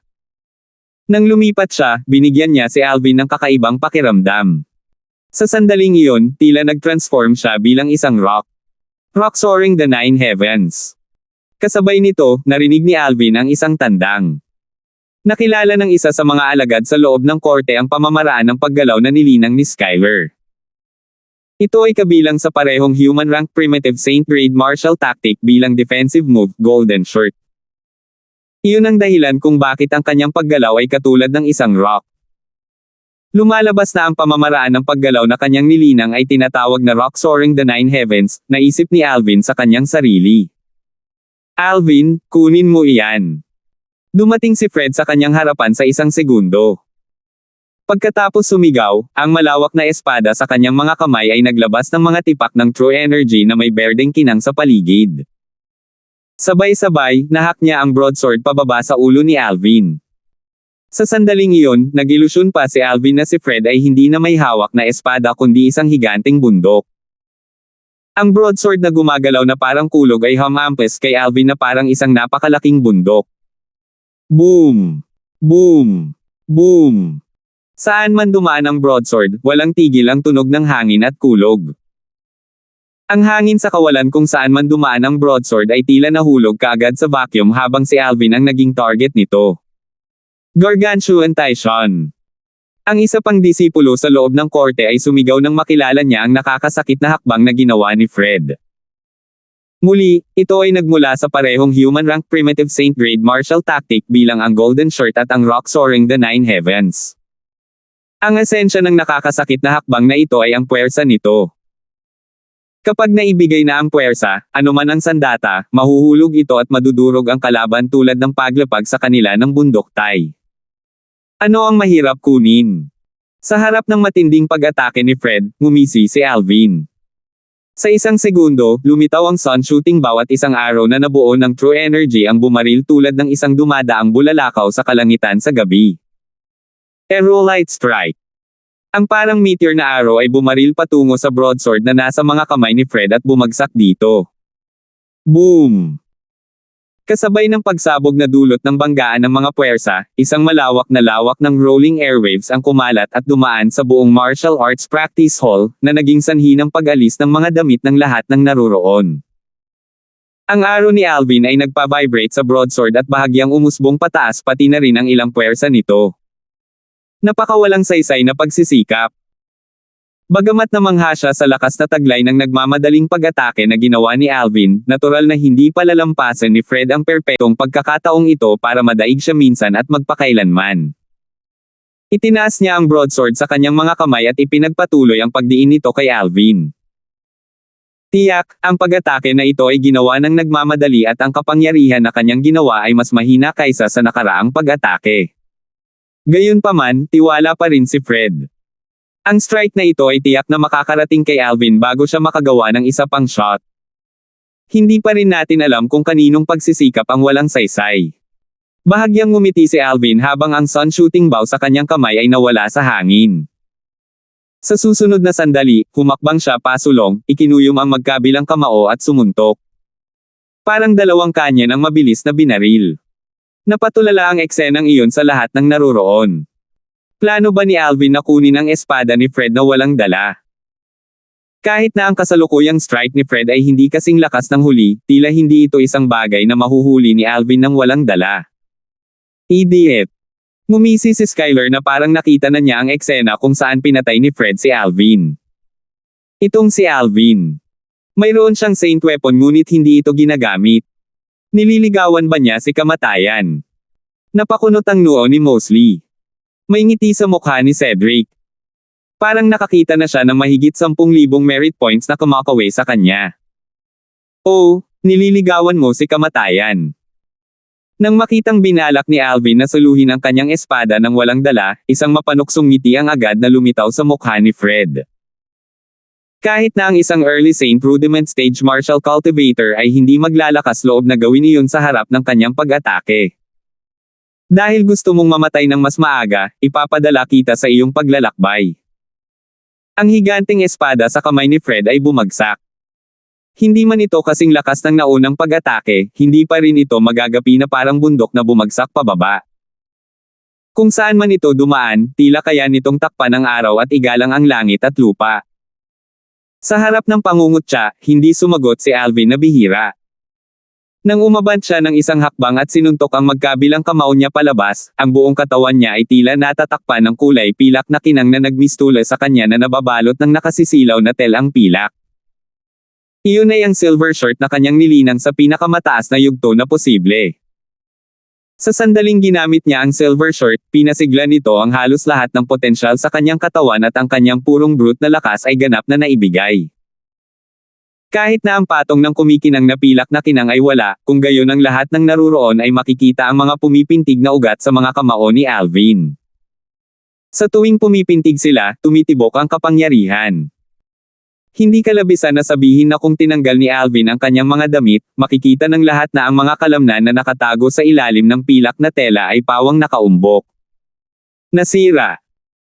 Habang papalapit sa kanya ang nahuhulog na espada ni Fred, tumitig si Alvin habang ang kanyang pares ng mga bakal na kamao na kumikinang sa pilak na kinang at ang true energy ay tumangay na parang dalawang worm dragon na lumulusot mula sa butas nito.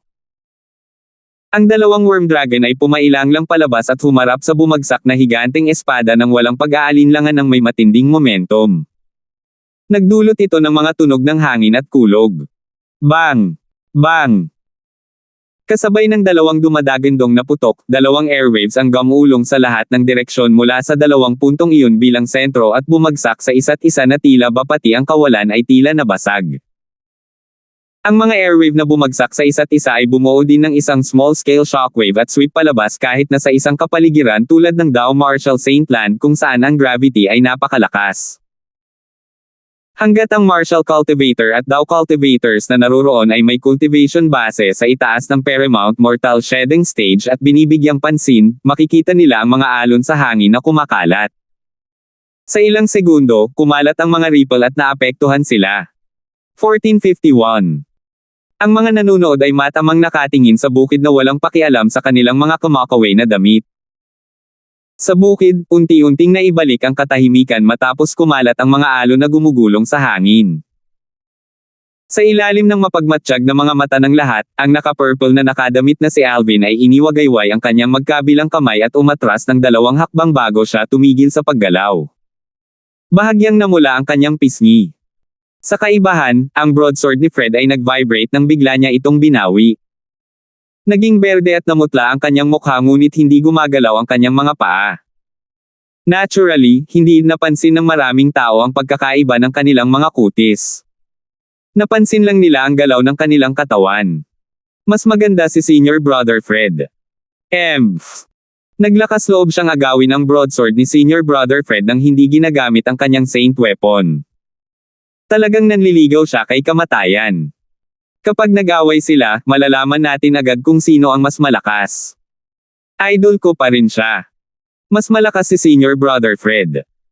Maraming mga alagad sa labas ng court ang tumingin kay Fred na may nagbabagang tingin habang nag-uusap sila.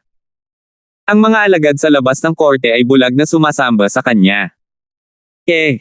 Hindi ginamit ni Senior Brother Alvin ang kanyang saint weapon ngunit mas masama lang. Si Senior Brother Fred ang gumamit sa kanya. Nakakabaliw si Senior Brother Alvin, di ba? Nilabanan niya ang welga ni Senior Brother Fred nang walang laman nang hindi nasaktan. Mukhang ang kahihinatnan ng labanan ngayon ay hindi nangangahulog ang pagkamatay ni Senior Brother Alvin. Ang mga alagad sa labas ng korte na nagsabing iyon ay ang mga neutral. Lahat sila ay nabigla sa lakas na ipinakita ni Alvin. Naging seryoso rin ang mga mukha ng grupo ng mga elder at deacon sa labas ng korte. Talagang, may dahilan kung bakit siya sikat. Pambihira si Alvin. Ang grupo ng mga disipulo sa loob ng korte na dumating upang makita ang aksyon ay mukhang nagulat din. Si Fred ay isang powerhouse sa Earth Rankings.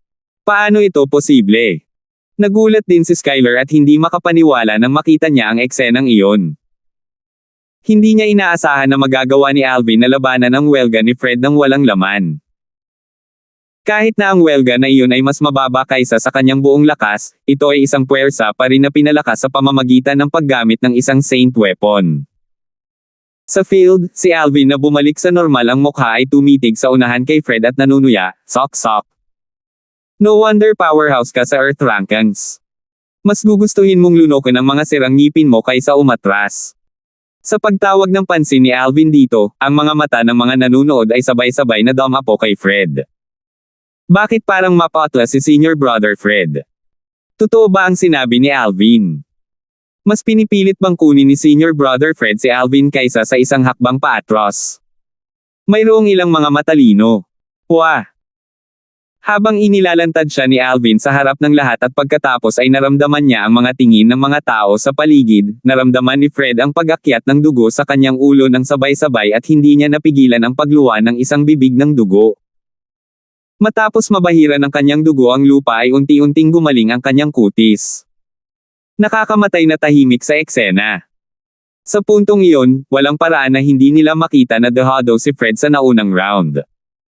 Alvin Darfield Si Fred ay nagngangalit ang kanyang mga ngipin sa galit nang muli siyang tumingin sa kanyang kalaban. Kung gusto niyang patayin si Alvin sa simula dahil sa utos ni Skyler, ngayon, gusto niya itong patayin dahil sa pagpapahiya sa kanya sa ilalim ng maingat na mga mata ng lahat. Mabilis na bumalik sa katinoan ang mga nanunood at ibang-iba na rin ngayon ang kanilang mga tingin na nakadirekta kay Alvin. Bagaman minamadali ang pag-atake ni Fred, ginamit niya ang kanyang Saint Weapon pagkatapos ng lahat. Kahit na buong lakas niyang ipilit ang kanyang sarili nang wala ang Saint Weapon, hindi ito magiging mas malakas kaysa doon, binaril ni Chandler si Alvin ng isang komplikadong tingin habang siya ay bumubulong. Sa madaling salita, kung pareho silang nagsikap ng buo nang hindi gumagamit ng Saint Weapons, hindi si Fred ang kalaban ni Alvin. Bukod kay Chandler, naintindihan din iyon ng ibang mga elder sa labas ng korte kabilang si Cedric Hamilton. Sa partikular, medyo nadistorbo ang mukha ni Cedric. Akala niya ay tiyak na papatayin ni Fred si Alvin ngayon. Gayunpaman, habang lumalabas ang sitwasyon, natanto niya na walang garantisadong. Ang kanyang 360,000 merit points ay malamang na walang kabuluhan. Nakahinga ng maluwag ang iba pang matatanda sa labas ng korte habang sila ay lihim na nasisiyahan sa kanilang sarili dahil sa hindi paglalagay ng taya kahapon. Kung hindi, sila ay nasa tenterhooks din ngayon. Sa pag-iisip na iyon, lahat sila ay tumingin kay Cedric ng sabay-sabay at hindi maiwasang makaramdam ng hiya kapag sinabi nila ang sama ng loob ni Cedric. Elder Cedric Hamilton, kung manalo si Alvin ngayon, magiging walang kabuluhan ang 360,000 merit points mo. Sok-sok, 360,000 merit points. Kahit hindi lahat ng meron ka, dapat malapit na, di ba? Isang matanda sa labas ng korte ang tumingin kay Cedric at tumawa. 360,000 merit points. Kahit para sa iyo, Elder Cedric Hamilton, natatakot ako na hindi ka makakaipon ng ganoong halaga sa loob ng wala pang 10 o 20 taon. Pabirong sabi din ng isa pang outer court elder. Hindi mo kailangang dagdagan ng asin ang aking pinsala. Hindi pa rin natin alam kung ano ang mangyayari. Ngumisi si Cedric. Naisip mo ba talaga na ang Fred ay maaaring maging isang sikat na peak mortal shedding stage na powerhouse sa Earth rankings nang walang ibang galaw? Tiyak na alam iyon ng ilang matanda sa labas ng korte. Ang dahilan kung bakit nila tinukso si Cedric ay dahil sa mayayabang na pag-uugali na ipinakita niya kahapon. Kung iisipin, pinigilan tayo ni Alvin na tumaya kahapon dahil sa kabaitan. Matapos mag-isip ng ilang sandali, isang panlabas na court ang natauhan. Kaya, nangangahulugan ito na si Alvin ay isang medyo mabait na tao. Nalaman ng ilang iba pang matatanda sa labas ng korte na si Alvin ay mas nakalulugod sa kanilang mga mata nang tumingin sila sa kanya ngayon. Elder Cedric Hamilton, nasaktan mo ba si Alvin? Ang isa sa mga elder sa labas ng court ay tumingin kay Cedric at nagtanong na may kakaibang hitsura sa kanyang mukha. Kung hindi ako nagkakamali, hindi mo ginamit ang spiritual secret tactic para suriin si Alvin kahapon, di ba? Sa pambihirang pagkakataong ito, nag-post ng tanong si Chandler. Si Alvin ay isang perfection mortal shedding stage martial cultivator na wala pang 40 taong gulang. Hindi ba halata? Bakit ko dapat suriin ang spiritual secret tactic? Tama. At saka, bastos, palagi ang paggamit ng spiritual secret tactic para suriin siya. Baka mas mahina siya sa atin ngayon, pero sa likas niyang talento, tiyak na magiging eksistensya na siya na kailangan nating abangan kung mas mapapaunlad pa siya. Kung hindi naman kailangan, ayoko talagang masaktan siya. Oo, tama iyan. Ang ilang mga matatanda ay nagsabi ng parehong bagay dahil hindi nila sinuri si Alvin gamit ang spiritual secret tactic. Kaya pala nang tumingin siya sa akin kahapon, ang kanyang mga mata ay may bahid ng pag-iingat at puot. Ito pala ay dahil sinuri ko siya ng spiritual secret tactic noong isang buwan. Napangiti ng mapait si Chandler. Alvin. Nang marinig ang konserbasyon kina Chandler at ng iba pa, nagngangalit si Cedric sa galit. Kung hindi pa niya naiisip ang nangyari, nabuhay siya ng maraming taon ng walang kabuluhan.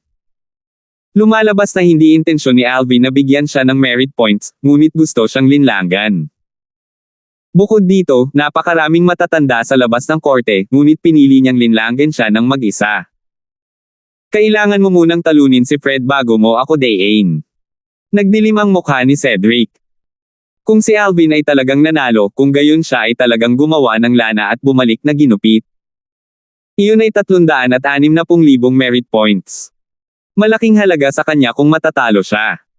Ngayon, higit sa sinuman, hiniling ni Cedric na manalo si Fred. Mukhang may lakas si Senior Brother Alvin para labanan si Senior Brother Fred. Kaya naman siya nag-set up ng ganyang sugal. At gayon pa man, nandoon ako, iniisip na namimigay siya ng pera dahil akala niya ay mamamatay siya ngayon. Walang prinsipyo si Senior Brother Alvin. Pupuste ako ng 3,000 merit points kay Senior Brother Fred. Matatalo si Senior Brother Fred, andito na ang mga puntos ko. Bakit ako matako? Naglagay ako ng higit sa 2,000 merit points para sa wala pang 100 merit points. Nagsisi rin ang grupo ng mga alagad sa labas ng korte na tumaya sa sugal ni Alvin. Sa kabilang banda, ang grupo ng mga deacon sa labas ng korte, kabilang si Wyatt, ay mukhang hindi nasisiyahan.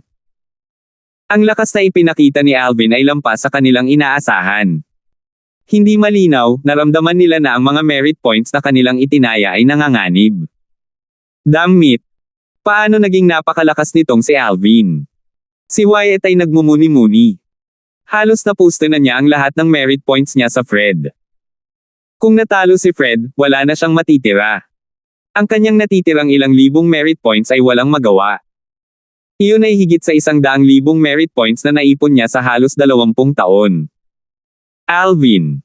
Nagulat si Mosley habang nakatingin kay Alvin na nasa field. Sa isang banda, ayaw niyang mamatay si Alvin dahil gusto niya itong personal na patayin para makawala sa pagkahumaling na naging demonyo sa kanya. Ito lang ang tanging paraan para makawala siya sa kanyang mga hadlang at pumailang lang sa langit. Gayunpaman, nang makita niya ang lakas na ipinakita ni Alvin, medyo nabalisa siya at nag-ingat. Naging demonyo ako para talunin si Alvin. May pagkakataon ba talaga akong talunin siya pagkatapos maging demonyo? Mula nang kunin niya si Devil daw at naging Devil Cultivator, ito ang unang pagkakataon na pumasok sa isip ni Mosley ang ganoong kaisipan. Senior Brother Fred? Go, go, go. Senior Brother Fred, siguradong mananalo ka. Senior Brother Fred, isa kang powerhouse sa Earth Rankings. Ikaw ang laging panalo sa isang labanan. Di nagtagal, ang karamihan sa mga nakamasid na alagad sa labas ng korte ay nagsimulang magsaya ng malakas. Naningkit pa ang mga mata ng ilan sa mga alagad sa labas ng korte na parang gusto nilang ilipat ang kanilang enerhiya kay Fred. Natural, sila ay nag-cheer ng husto para sa merit points na kanilang napustahan sa Fred. Nakikinig sa palakpakan na nakapalibot sa kanya, pumasok ito sa ulo ni Fred. Pakiramdam niya ay napuno siya ng enerhiya habang itinaas niya ang kanyang malawak na espada sa harap at malamig na sinabi kay Alvin, Alvin, hindi ko alam kung ito ay dahil sa isang Saint Beast o ang inapon ng isa, kaya naman ang iyong physical na fitness ay mas malakas kaysa sa isang ordinaryong tao, ngunit kung iyon lang ang mayroon ka, tiyak na mamamatay ka ngayon. Sa kanyang tono, halatang naisip niya na ang katawan ni Alvin ay mas malakas kaysa sa isang ordinaryong tao. Minsan, huwag masyadong mataas ang bar. Kung hindi, kung nasabi mo na ngunit hindi mo magawa, nakakahiya ka, mahinang ngumiti si Alvin habang dahan-dahan siyang nagbabala. Bibigyan kita kaagad ng bagong pangunawa. Ngumisi si Fred habang ibinagsak niya ang dalawang paa niya sa lupa. Isang airwave ang lumabas mula sa kanyang mga paa at lumipad siya patungo kay Alvin na parang isang rock na pumailang lang. Rock soaring the nine heavens. Nag-vibrate ang higanteng espada sa kanyang mga kamay. Bilang karagdagan sa isang layer ng true energy, mayroong isang misteryosong kapangyarihan na bumangon at ganap na binago ang aura ng higanteng espada. Ito ang Saint Inscription. Agad na napasigaw ang maraming tao. 1452. Saint Inscription. Nang si Alvin, na natuklasan na ang aura ng higanteng espada sa kamay ni Fred ay nagbago, narinig ang ingay na ginawa ng mga nanonood, hindi niya maiwasang mabigla. Pagkatapos ng mahigit isang taon sa Dow Marshall Saint Plan, isang beses lang siyang nakakita ng Saint Weapon na may nakasulat na Saint Inscription sa auction na ginanap sa Rare Treasure Pavilion ng Mount Hill City. Gayunpaman, ang Saint Inscription na iyon ay isa lamang ordinaryong Sun Saint Inscription. Ang Saint Inscription na iyon ay maaari lamang magbigay ng mababaw na pantulong na suporta at walang gaanong epekto sa Saint Weapon mismo. Gayunpaman, ang Saint Inscription sa higanting espada sa kamay ni Fred ay tila naiiba. Tuluyan nitong binago ang aura ng higanting espada sa isang iglap. Aerolite Strike. Walang pag-aalinlangan, hinablot ni Alvin ang sun shooting bow na kumikinang na may pilak na kinang sa kanyang kaliwang kamay habang ang isang palaso ay nakadikit sa kanyang kanan at pagkatapos ay inilagay niya ito sa bowstring. Hindi tulad ng mga reserbasyon niya noong huling beses niyang ginawa ang Aerolite Strike, sa pagkakataong ito ay ganap na niyang pinakawalan ito. Shoo!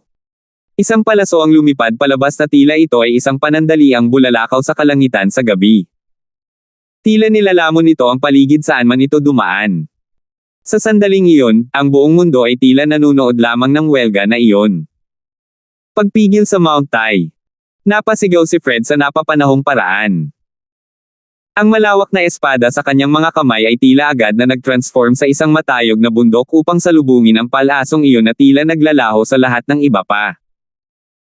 Ang mga tunog ng hangin at kulog ng tumama ang malawak na espada sa kalangitan ay mas nakakatakot kaysa sa kanyang naunang hampas. Naturally, ang nakaraang strike ay ang unang pag-atake na ginawa niya at hindi ang pag-atake na patuloy niyang ginawa matapos ang karamihan sa kanyang enerhiya ay maubos ng palaso ni Alvin. Boom! Ang broadsword ay bumagsak na parang ito ay isang Mount Tai suppression. Ang kawalan ay gumalaw saan man ito dumaan. Para bang natakpan ang langit, iniwan ang mundong walang kaluwalhatian. Ang palaso ni Alvin na lumipad palabas ng buong lakas ay naduraj ng husto. Sa kabila ng pagiging napakalakas, bahagyang pinabagal ng arrow ang momentum ng broadsword. Ito ay napakaliit na ito ay baliwala. Kasunod nito, nagpatuloy ang broadsword sa landas nito. Paano ito posible? Kapansin-pansing nagbago ang mukha ni Alvin. Ang lakas ng welga ni Fred ay ganap na lampas sa kanyang inaasahan. Sa kanyang opinyon, ang lakas ng welga na ito ay mas malakas pa kaysa sa pag-atake na ginawa ng isang ordinaryong early Saint Rudiment Stage Martial Cultivator. Anong inscription iyon? Paano ito nagbigay sa broadsword ng napakalakas na puwersa? Nalito si Alvin nang mapagtanto niya na sa kabila ng lahat ng kanyang mga plano, hindi niya kailanman isinaalang-alang ang Saint Inscription sa broadsword ni Fred. Hindi niya akalain na ang Saint Weapon ni Fred ay magkakaroon ng Saint Inscription. Nang makuha ni Fred ang kanyang broadsword, nakita niya na ito ay isang Earth rank Saint Weapon na ganap na naiiba sa isang Human rank Saint Weapon. Sa oras na iyon, nahulaan niya na maaaring may nakasulat na Saint Inscription. Bagamat naisip niya iyon, hindi niya inaasahan na ang Saint Inscription sa broadsword ni Fred ay magiging sobrang nakakasindak na makapagbibigay sa kanya ng napakalakas na lakas. Mamatay! Sigaw ni Fred habang ang broadsword sa kanyang mga kamay na nahuhulog na parang matayog na bundok ay lumapit kay Alvin. Napakalapit na nitong sirain siya. Tunog ng kamatayan.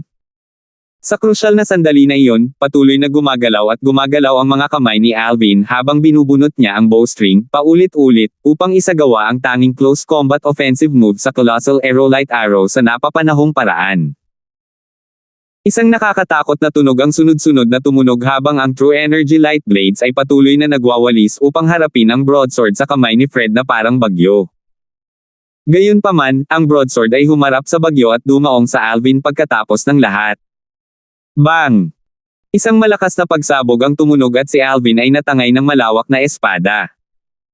Mahigit 10 metro ang layo niyang ipinutok na parang palaso bago siya sumuray-suray at nasalo ang sarili.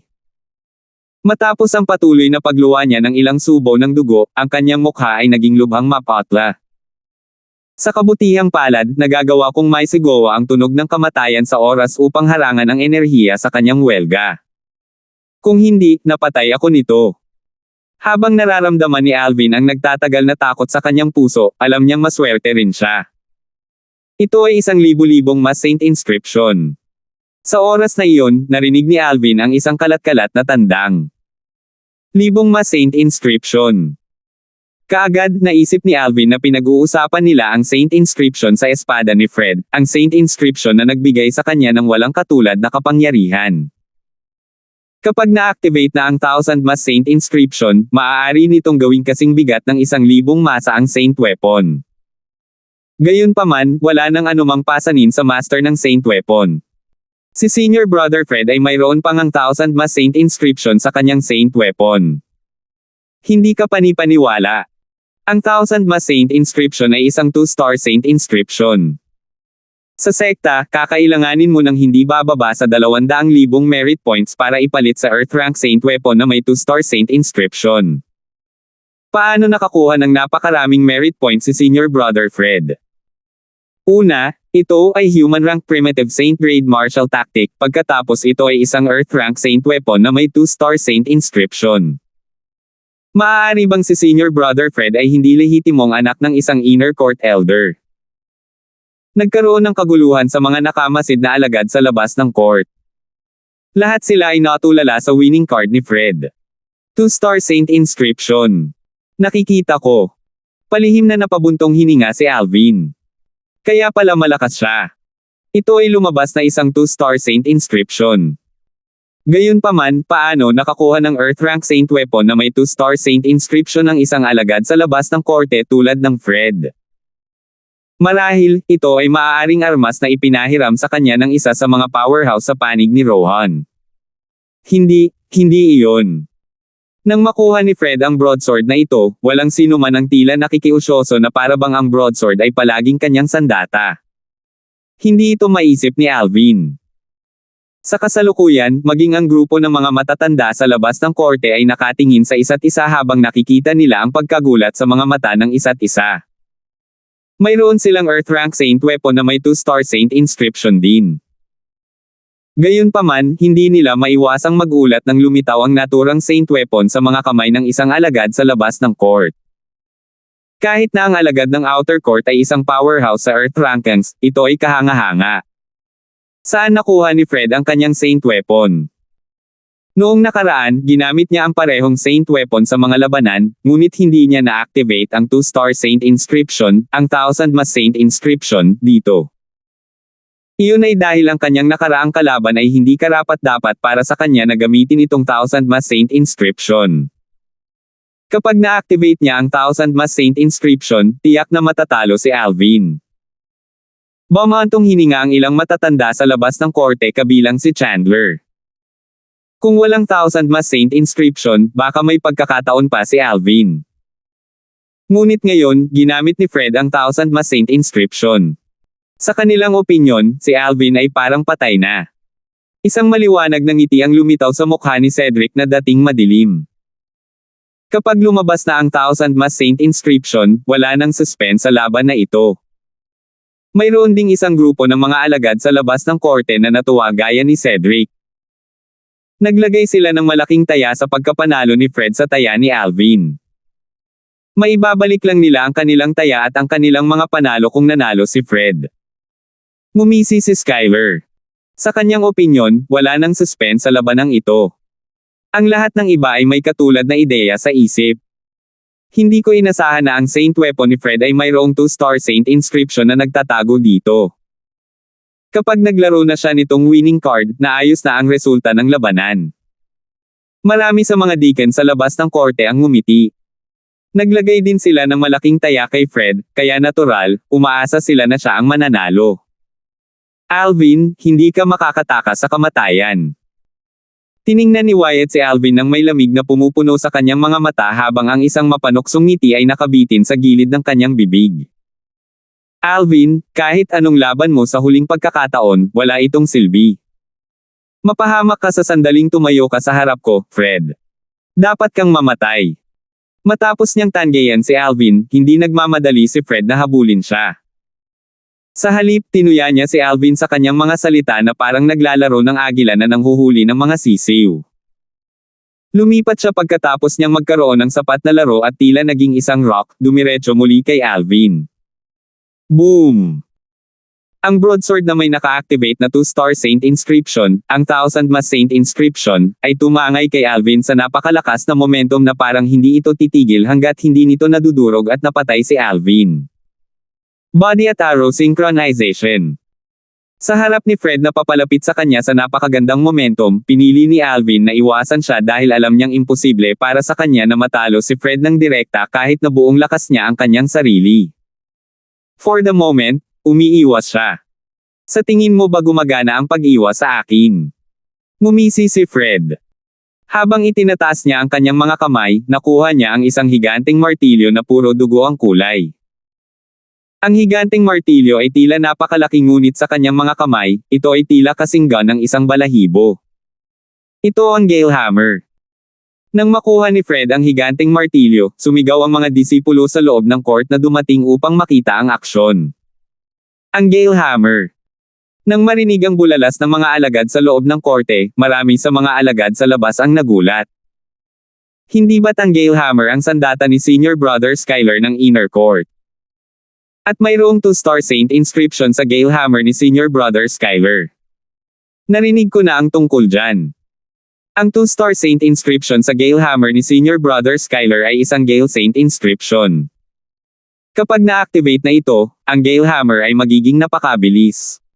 Sinabi na ang bilis ni Senior Brother Skyler ay nirerango sa pinakamataas sa mga disipulo sa loob ng court dahil sa Gale Saint inscription sa kanyang Gale Hammer. Ang mga bulong ng isang alagad sa labas ng korte ay naglantad sa background ng Gale Hammer. Ang sandata ni Skyler. At mayroon din itong 2-star inscription. Lumubog ang mukha ni Alvin. Kung hindi pa rin niya maisip na sinadyang ipinahiram ni Skyler kay Fred ang kanyang sandata para labanan siya, kung gayon nabuhay siya ng 2 buhay ng walang kabuluhan. Nang makitang kinuha ni Fred ang Gale Hammer, isang maliwanag na ngiti ang nakita sa mukha ni Skyler. Ipinahiram niya sa kanya ang kanyang Gale Hammer kung sakali. Sa Gale Hammer bilang karagdagan sa 1,000 mas broadsword ni Junior Brother Fred. Mangangailangan ng isang himala para manatiling buhay si Alvin. Sa opinyon ni Skyler, imposibleng mangyari ang gayong himala. Alvin, maaari mong ipagpatuloy ang pag-iwas sa akin. Gusto kong makita kung mas mabilis ka o kung ako. Gamit ang Gale Hammer sa isang kamay at ang 1,000 mas broadsword sa kabilang kamay, si Fred ay tumingin kay Alvin ng panunuya. Para sa kanya, si Alvin ay isang piraso ng karne sa kanyang chopping board. Sa sandaling matapos niya ang kanyang pangungusap, kumilos si Fred. Ang tunay na enerhiya sa Gale Hammer ay lumundag nang i-activate niya ang Gale Saint inscription at binasag ito patungo kay Alvin. So, ito ay napakabilis na parang ito ay isang aerolite. 1453. Nang mabilis na lumipad ang Gale Hammer patungo kay Alvin, si Fred na ang kamay ay mahigpit na nakahawak sa Gale Hammer ay kinaladkad din. Napakabilis ng kanilang bilis na nakakatakot. Sa kasalukuyan, hindi man lang ginamit ni Fred ang kanyang diskarte sa paggalaw at umaasa lamang sa Gale Hammer upang dalhin siya. Sa sandaling ito, walang gaanong tao ang nakakakita sa figure ni Fred kahit na sila ay mga